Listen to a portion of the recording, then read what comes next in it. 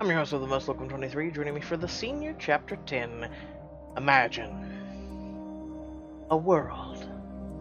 You rush to the campus parking lot that Zach called from. He's pacing by his car. I came as soon as I could. Tell me what happened. I'm the worst dog sitter ever. That's what happened. I was taking Burpee for a quick walk, and I let my attention slip for just a second. And that's when Burpee took off, pulling the leash right out of my hand. I think he was chasing a wild animal. Much like a squirrel from 3 miles down the road. Dog owners, raise your fist up, you know. Just fist pump the air, you just know. Oh, Zach. How could you let this happen? We better get looking then. We can stand here and feel bad about it, or we can just get out there and find him. Right, of course, yeah. Did you see where Burpee ran off to? I last saw him galloping across the street towards Batrick Park, but Batrick Park is huge. What a wonderful name, Batrick Park. Burpee could be anywhere. He could be hurt, or eat something wrong, or get swooped up by a hawk, or... Whoa, hey. It's not that bad yet. You don't understand. Grant gets back from his conference tonight, and it's our 1-year anniversary. Well, 1 year since becoming official. And now, instead of coming back home to a romantic surprise, he's gonna find out I lost his dog, and our relationship will be over. No, your life will be over. What? I condone it? Okay. Not if I have anything to say about it. Come on, let's go find Burpee. What a wonderful name for a dog, Burpee. You leave the parking lot behind as you head across the street. Once you reach Batrick Park, he pulls Zach to a stop. Don't worry, Zach. He'll put our heads together and find Burpee. Even if we do, it doesn't change the fact that I lost him in the first place. This was my chance to show Grant I can be a responsible partner. Sounds like things are getting serious. They are, or they were. I love him, Mizumi, more than I've ever loved anyone. Hey, Zach. I have a word for you. Brandon. And Zach runs off and cries his eyes out. I could sense something special was developing between you two. Well, it isn't going to develop much further if we don't find Burpee. You lost my dog forever? Oh, well, here's my key. Wait, are you guys thinking of moving in together? That's... wonderful. I mean, it's a big step, but I could be happy for you and Grant. Whoa, we haven't discussed it or anything. Grant's just dropped a few hints, that's all. Well, that's awesome. You should go for it. The point is moot until we find Burpee anyway.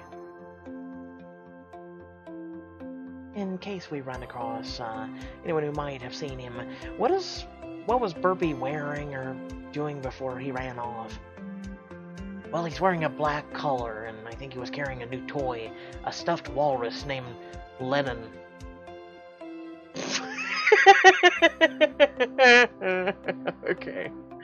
Okay, hold on. Hold on. Does anybody get that? Let me know in the comment section below. A stuffed walrus named Lennon. If you get it, you win 10 points with Gryffindor. Or Slytherin, or whatever the hell you're with. What about the animal he chased after? I think it was a raccoon. Well, let's keep that in mind. For now, let's start looking. You let your dog chase a raccoon and you... Jesus Christ. You and Zach start down the sidewalk into the park. On the way, you run into Sebastian and Tyler walking in the opposite direction. Greetings. What are you two out here enjoying the crisp autumn air? Have you seen a bulldog by any chance? Wrinkly, cute, has a waggy tail? I don't know, maybe. A lot of people bring their dogs to this park. Could you be more specific? He's wearing a black collar. I think I am. I think he ran right past us. He was quite a lively fellow. Did you see which way he went? Yeah. and he ran off into those trees, just there. He points to a spot where the manicured parkland gives way to a forest. Oh boy! Thanks so much. As you follow Zack into the trees, you come across Edgar. Anyone else tired of Edgar at this point? I know I am. In rubber gloves, carrying a bulging garbage bag as he probably is getting rid of a body. Oh, hi Mizumi. Zack. What are you doing here? Edgar glances down at the bag and gloves. For my next concept album, Another Man's Treasure, I'm developing an experimental sound using instruments fashioned from garbage. God help me. So, I've been collecting stuff from the local parks, and I found all sorts of interesting things. What sorts of interesting things have you found? Have you ever heard what kind of... a squirrel? Well... God damn it. I saw what... I was like, what interesting things are you collecting? And I'm reading it and then going... And then it's timed and I'm like, oh shit. You remember it? It's on the tip of your tongue, but... I can't remember. It was some kind of toy. I'm drawing a blank too. It was your fucking dog, man! Oh my god. I'm trying to blank too, and I just had it. The chest must be getting to me. Edgar checks inside his bag. I found a lot of tin cans, an old disposable camera, some empty bottles, a weird baby doll with one eye scratched out. Wait, what kind of doll? But I don't think I have what you're looking for. Sorry, I could be more of help. She just asked what kind of doll... What? Did someone glance right over that? Okay, am I losing my goddamn eyesight? Or did she literally go, what kind of doll? And it's like, must mind me what you're looking for. Oh, God. Thanks, Edgar. So what now? In the distance, you hear a strange noise. It sounds like a yippee. Is that Burpee? I don't know. It could be a bird. Or it could be Burpee. Come on! He grabs your hand and drags you towards a ravine. You struggle to keep up as the branches smack against your face and slash your arms. Your foot catches on a tree root and you tumble into a particularly soggy patch of mud. Are you okay? Could you let go of my goddamn hand and stop dragging me through hell on earth?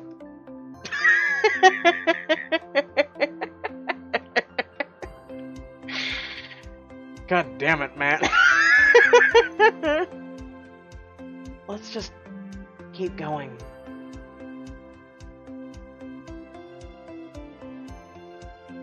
You head into the ravine, you hear a faint sound of barking. That's Burpee. I'm sure of it. We must be getting closer. Before long, the two of you happen on a clearing where Rachel is lying on a picnic blanket, listening to music. She pulls off her headphones as you arrive. Oh, excuse me. Didn't mean to intrude. Whatever. It's not my forest. I never took you for the nature type, Rachel. It's not bad. Sometimes my roommate and I come here to chill and eat bacon. Roxy loves bacon. Just bacon? That's oddly specific. Oh yeah, who doesn't love going out in the woods, sitting down on a picnic blanket, and with some music and bacon? I do it all the time. Sarcasm. Anyway, you happen to see a dog chasing a raccoon? You mean Roxy? Sure, they ran into a bush just a few minutes ago. Will you help us find them? Sure, I've got some bacon left. She reaches into her back pocket and pulls out a greasy strip of actual bacon, speckled with denim lint. You always keep bacon in your... Shh. No, we need this answer. Shut up, Zack. Rachel waves the bacon in the air. Roxy, bacon time. A few minutes later, Burpee and a raccoon burst into the clearing, playfully wrestling with each other all the while. You are goddamn adorable. Like Rocky Raccoon has a sweet side. Burpee, come here, boy. No, Burpee, I want the raccoon. Burpee bounds over and leaps into Zach's arms, slobbering delightfully, and it's all over his face. You led us on quite a wild chase, Burpee. You look down at your soaked, scraped, and mud-caked clothes. Never mind the fact you're scratched all over your arms and face. The important thing is Burpee's okay. Okay, f*** you too, Zach. Literally with a capital F-U-C-K.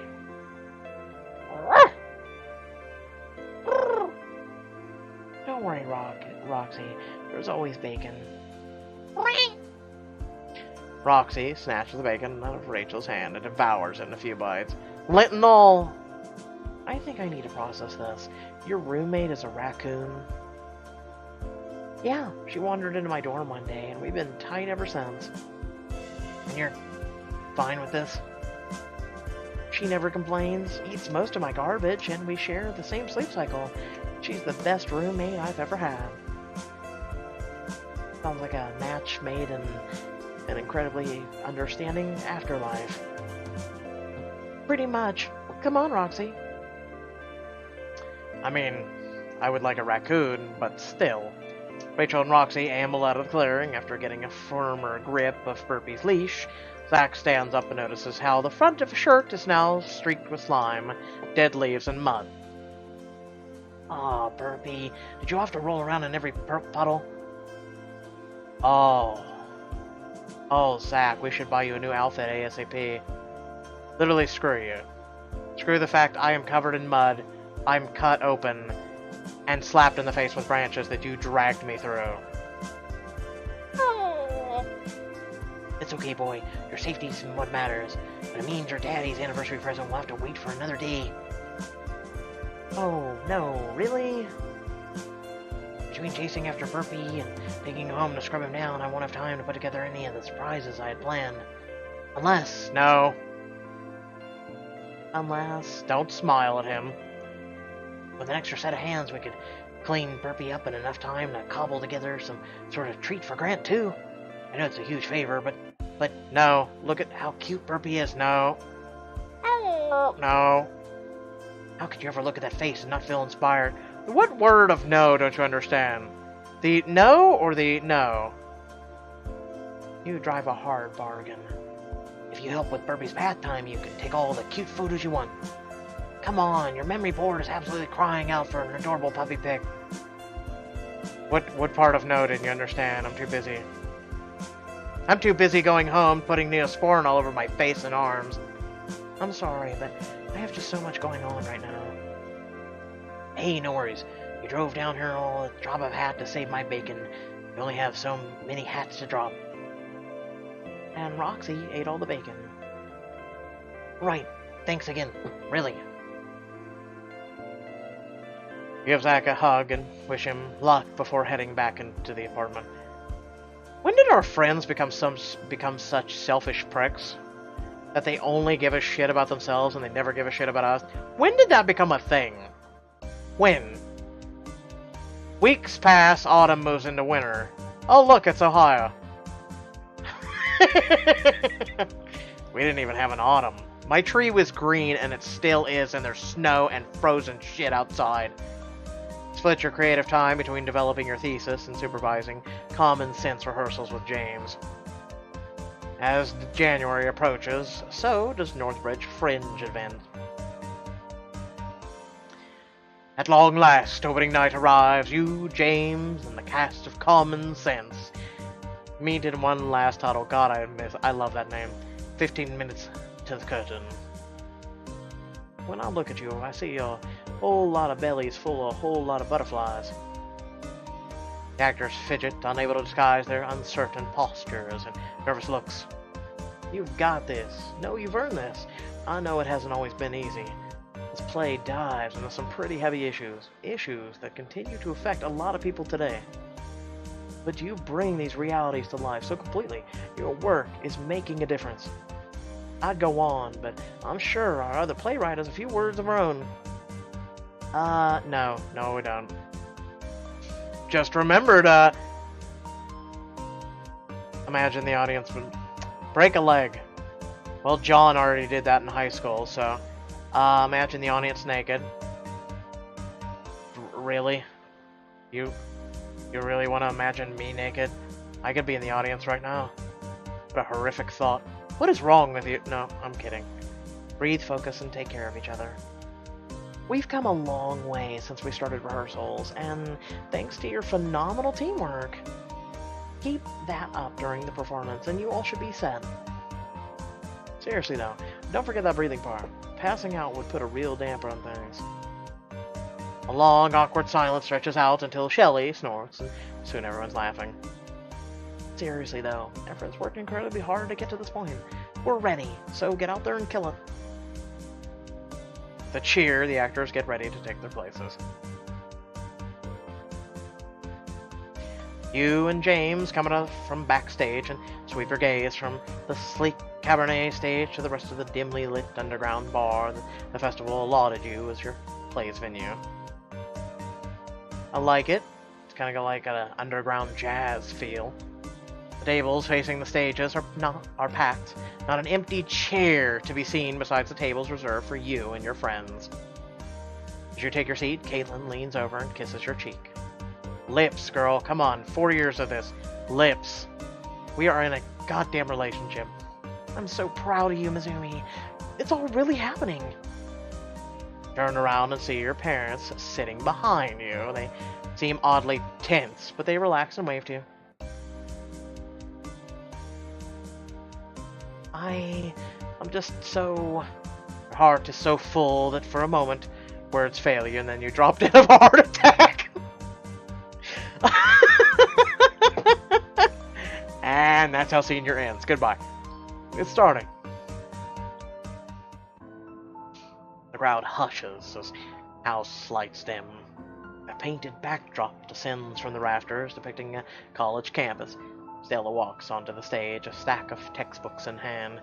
As the play proceeds, you only listen to the show with half an ear. The rest of you waits for bated breath for the audience to react to the scenes that you wrote. That scene balanced so many delicate issues with such skill. Wow, I never thought about it quite like that. Yeah, I mean, I know it's a sad, I know they're all actors, but it hits me with such a powerful way. Right? It's so personal. People seem to really like it. During a tense scene, Stella throws herself in front of John, inspiring cheers from the audience. Leave him alone! Stella, this isn't your fight. I've had enough of people pushing you around. If they have a problem with you, they have a problem with me. She's so brave. She's giving her all. A true heroine. But at what cost? I almost don't want to see what happens next. Your dad taps you on your shoulder and leans over to whisper. The show is outstanding, Mizumi. You should... Stefan, you're talking over the best part. Let her enjoy her own show. I didn't think... Of course you never think. Why would today be any different? Can you two shut the f up right now? Dan, we can chat after the show's over. Sorry, but this is important. He raises his hand sympathetically. Right, of course. Your dad settles back in his seat, and you turn back to watch the rest of the play. Your baby girl's all grown up, Daddy. As the lights dim on the play's final scene, a moment of silence stretches out as the audience holds its breath, or giving in to thunderous applause. They liked it. James takes your hand. They loved it. And not just the play, come on. You follow James onto the stage and take a bow with the rest of the cast. Your heart surges as the roar of the crowd hits you with full force. Wow. Stage lights are too bright to see much of the audience, but you pick out a few familiar faces as they stand up, prompting the rest of the audience to get up and give you a standing ovation. A masterpiece! I loved every minute. 5 stars. Spectacular! Brava, brava! Way to go, James Ashton and Mizumi Vinci. 3 cheers for common sense. I'm serious when I name this. It's just turned into such a fantastic piece of art itself. That's my daughter up there. Proud papa right here. Dazed, you turn to stare at the cast, their faces alight with excitement and gratitude. We did it! We really did it! As the stage lights dim in favor of the house lights, you take one last bow with everyone. Thank you, one and all, for coming and attending Common Sense on the opening night of the Northbridge Fringe Festival. We're the last performance in the venue tonight, so please feel free to stick around and enjoy some refreshments. Still buzzing with adrenaline, you step off the stage. Caitlin is waiting for you by the table, and from behind her back, she pulls out a bouquet of roses. Happy opening night, Mizumi. For me, they're beautiful. Oh, Caitlin, thank you. Where were these during the show? I got James to hide them in the dressing room. I'm crafty that way. You lean close and kiss her. Caitlin presses up against you. You curl your fingers in her hair. Pull back before you get completely carried away. Sorry, I suspect this is one show we don't want an audience for. But why? I've got a solution for that. With everyone partying and mingling, the dressing room should be empty. She teases her lip between her teeth. If you're interested in a private performance. Oh, god damn you.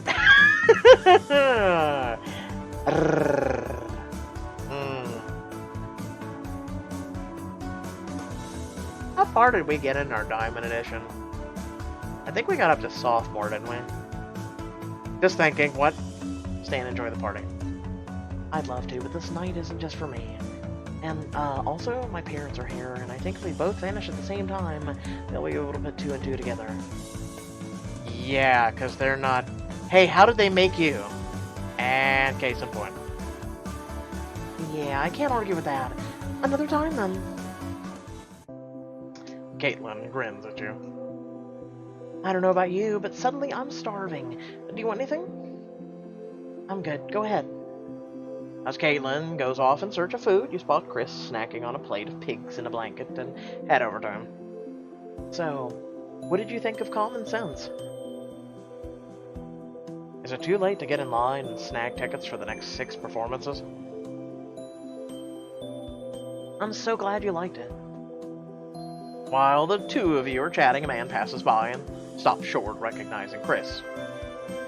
Mr. Powell? Clarence Atkins? I didn't expect to see you here. Chris turns to you. Mr. Atkins is one of the top recruiters of the Nightingales. I think you met him when, everything was all forked up. I'm a Fringe fanatic. I come every year, and what I have told you about calling me Mr. Atkins. Sorry, Clarence.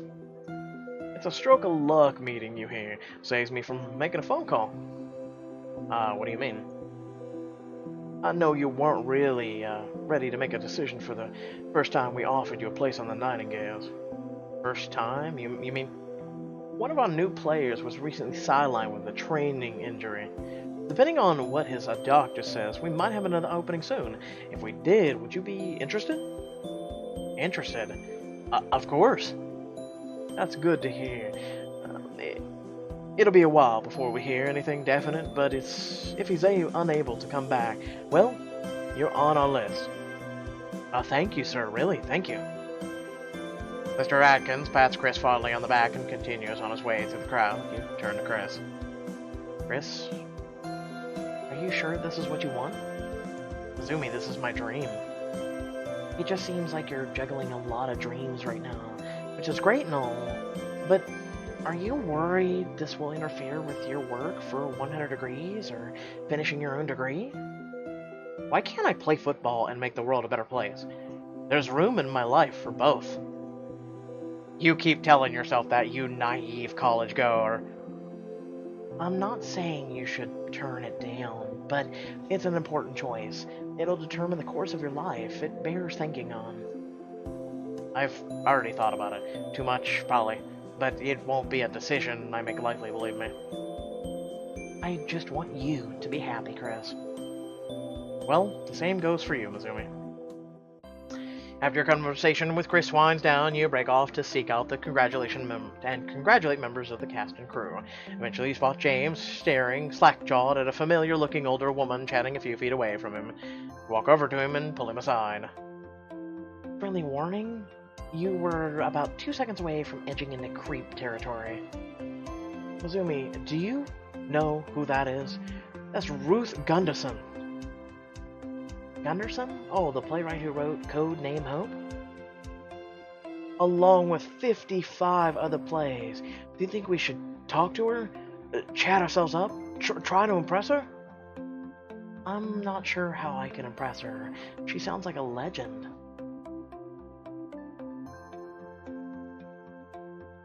Oh, please. I put on my guacamole-stained riding sweatpants one at a time. The same as everyone else. Well, no, that's false. I don't have guacamole-stained riding sweatpants. Both you and James jump in surprise as Ruth comes up behind you. Sorry, I have superbly honed writer sense for whenever my work's being complimented. It's an honor to meet you. This is Mizumi Venti. She co-wrote Common Sense with me. Then you must be James Ashton. James I am. I mean, I am James. James is correct. James. James, I'm gonna smack you across the face if you don't stop saying your name. Ruth gives a warm chuckle as James composes himself. I wanted to say how thoroughly I enjoyed Common Sense. This is never gonna get old, is it? Theater is a marvelous vehicle for social change, but it can be hard to tackle modern issues while still feeling timeless. But I could watch Common Sense 10, 20 years from now and still feel the urgency. Wow, that sort of praise coming from you, well, it means the world to us. What inspired you to come tonight? Well, to be blunt, you did. Me? You wrote a hit screenplay, a best-selling novel, and a play that's destined to be the darling of this year's Fringe. And all in a few short years. He had a little help. I could say it started when I had to pretend to be his fiancée. What? Oh, yes. No. James, let's go ahead and explain the story. Come on. It'll be a good one. Technically, you've had 4 good stories in your life. No, continue. That's a whole different story, but Mizumi's right. Her support, advice, and guidance have been invaluable to my development as a writer. Mizumi Venti, wait. I think I've heard of you. You helped finish Enrique Vasquez's final work. You did an excellent job of emulating his distinctive style. Did finishing his magnum opus influence your own writings? To be honest, I owe everything to Vasquez. I wanted my own style. I did consider blackmailing a freshman for story ideas. Ha ha. You don't even joke about this thing. I owe everything to Vasquez. Yeah, technically we do. I had a once-in-a-life opportunity to learn the tools of the trade from a master, and I didn't waste it. That's the power of writing, isn't it? That our words will outlive us and teach people after we're gone. Zumi is also a talented journalist. She's wrote dozens of articles for Hartfeld's Nightly News. Her expose on the corruption within the Alpha Theta Mu fraternity was especially gripping. I think I read that article. I was at Hartfeld for a fundraiser, saw the headline, and was sucked right in. If I recall correctly, the Alphas personally targeted you and your friends. How did you say impartial while writing about it? I didn't stay impartial. I wanted to kill them. I mean, what? Well, I made my perspective part of the story. The Alphas got theirs. That's what matters. I knew objectivity was important. For my story to be taken seriously and have the impact it needed to have, the truth had to come before my feelings. That can't have been easy. It must have taken remarkable strength. It helped to pretend I was writing about someone else. And you're still in school, correct? What do you want to accomplish as an artist once you graduate? Wow, coming in with that big question. Well, I'm not sure. I didn't mean to catch you off guard. It's not that, it's just you're a famous writer. I'm kind of used to seeing you guys as rock stars. Vasquez was the exception. But that's because you worked with him long enough to get to know him. All writers are just people in the end. What? Have you not heard of the famous writer Logan and Jake Paul? Their work is fucking incredible. God, help me, kill me now, please. Cyanide capsules, quickly. And there's no hollowed, foolproof way of the writer. I do my best writing on the couch beneath my 3 spoiled cats. That wouldn't work for everyone. Russet, turnip, and yam are quite heavy. Instead of asking about the future, I should have asked how you like to write now. What's your unique process? That may sound silly, but sometimes I write in the bath, in the dark, in pasta. What? I write in pasta. Do you literally like sit in pasta? Do you write with pasta? Like, do you like sit there and get the noodles and... This sounds stupid as shit. Anyway, I'm gonna go with dark. I actually game in the dark, I write in the dark, and the dark immerses me. I close the blinds, turn off all the lights, and just write by the glow of my screen, and a few LED candles. It's goofy, but I like to pretend I'm like all those classic authors who had to write with a quill by candlelight. How imaginative and romantic. I love that idea. Also, I have light sensitivity, leave me alone. Sometimes it takes imagination to stir the imagination. It can be difficult for a writer to keep 2 feet on the ground while their head's in the clouds looking for ideas, but it sounds like you've got the trick of it. Thank you for taking time to talk about your process. No, thank you. Having the opportunity to talk shop with you has really helped clarify my own writing priorities. You gathered inspiration for your thesis. I thought we gathered inspiration from thesis from Vasquez. Even better, writers need to support other writers because the end result is better art for all. Okay, I love you with that statement. Can I please kiss you? Can I please? I'm not even gonna say it, I'll say it at the end. I hope you'll see, Ruth, that Mizumi is a rare talent. I'm inclined to agree, she's definitely a writer to watch. But I didn't come here today for her. I came for you. Oh my. You are truly impressive talent, James, and I want to offer you a place in Icebreakers. James' mouth falls open in shock, but he can't reply in anything more than a stammer. What's Icebreakers?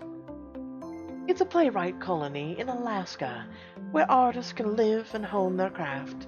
I help run it. Do we have to live in Alaska, though? Sweet God, no, it's too bloody cold there. How am I gonna bike ride? We invite talented writers like Mr. Ashton here for 8-week residencies, after which we find them placements in local theaters. That's a big deal. That's more than a big deal. Becoming a playwright in residence is such a rare opportunity. I, for one, think you would be a perfect fit for the Vale Theatre in Genoa.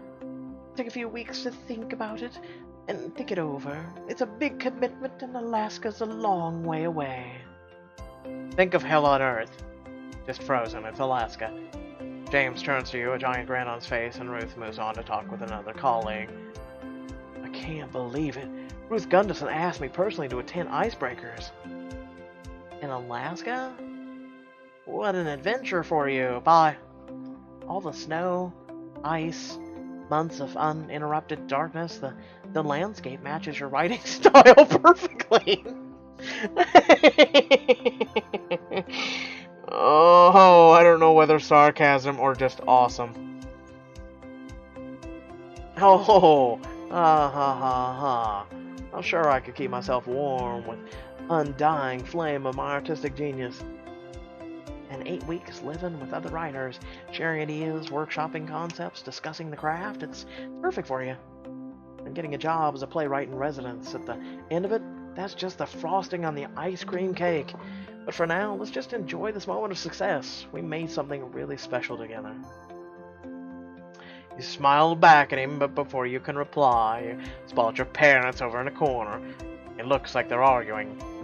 Saying your goodbyes to James, you head over to see what the problem is. Can you even hear yourself? We can't do this to her tonight. Hey, Mom. Hi, Dad. We know you're both getting a divorce. No one gives a shit. I just feel like I'm lying to her. I can't go on pretending everything is fine. And there it is. You never think about other people. It's all about your feelings. Well, I'm sorry I can't turn them off and on like a tap, the way you can. And what about Mizumi's feelings? She shouldn't have to learn her parents are separating on the biggest night of her life.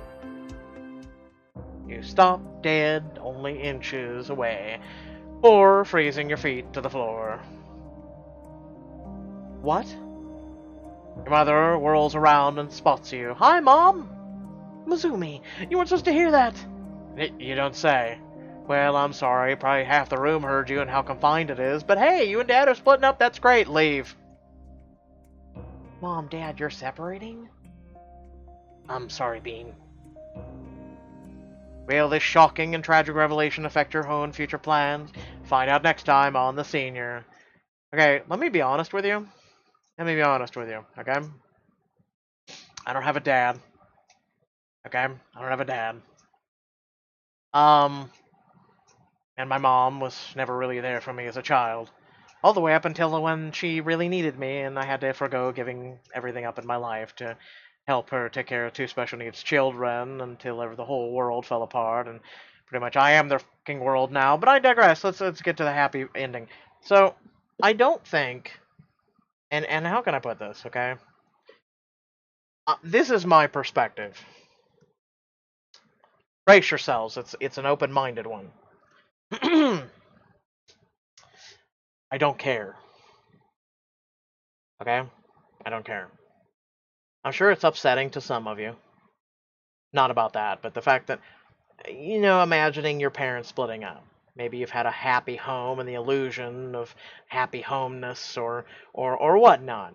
But it's not like they're dying. Your dad's still going to be there. Your dad is still your dad. Your mom is still your mom. Your mom's still going to be there. The only difference is they aren't going to wear a ring, and then eventually you might get a stepmom or a stepdad. It's kind of like giving a shit on if a man loves another man as long as they aren't off on my porch or my front yard screwing. Guess what? I fully support it, and I don't care, and congratulations and get married. I don't care. I know it blows people's minds when I say that. I don't care, and I don't care. I think a lot more people should have that mentality when it comes to these really stupid issues. So no. Will it cause horrific things for Mizumi in the future? No. No, it won't. Is it Pixelberry's attempt at drama with Senior as it's nearing its end? No.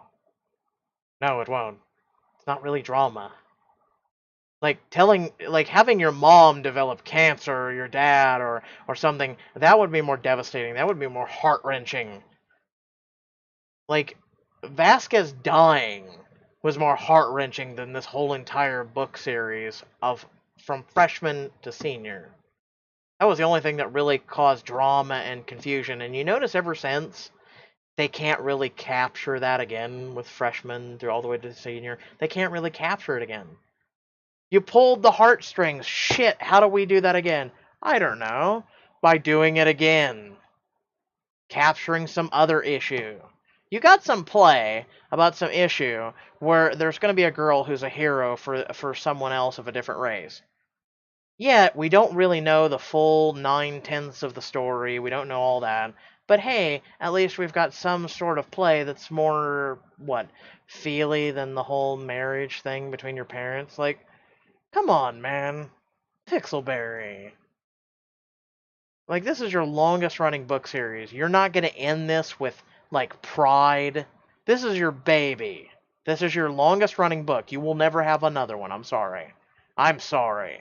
I don't think you will ever capture what senior and from freshman to senior is unless you literally do a whole nother new freshman and you rekindle the magic and you actually improve upon it. I don't think you'll do it. I don't think you can, and I also don't think the fandom can handle another one unless you actually really change it up.